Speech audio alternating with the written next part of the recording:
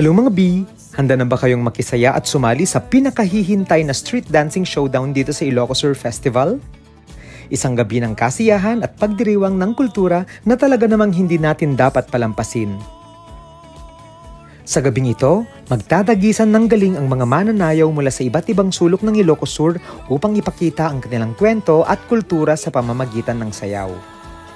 Talagang nakakaantig ng damdamin makita ang pagkakaisa at pagmamahalan ng bawat bayan na lumahok sa paligsahan na ito. Ang street dancing ay hindi lamang isang simpleng palabas, kundi isang mahalagang bahagi ng ating kultura. Ito ay nagpapakita ng pagmamahal natin sa ating mga tradisyon at nakaraan at nagbibigay buhay sa mga kwento at alamat ng ating bayan.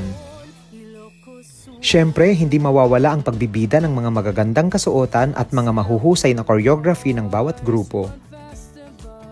Sa kanilang bawat galaw, hakbang at pitik ng mga kamay, nagmistula silang mga alon sa dagat. Graceful and strong. At ang mga costumes, grabe, ang gaganda. Mula sa mga makukulay na tela hanggang sa mga dekorasyon at headdresses, talagang makikita mo ang pagsisikap at kahusayan ng mga bawat grupo sa paghahanda para sa gabing ito. Kaya B, kung magbabakasyon kayo sa susunod na taon, huwag na huwag niyong palalampasin ang tsansang panoorin ang Ilocos Sur Festival Street Dancing Showdown. Umaykan makipagragsak.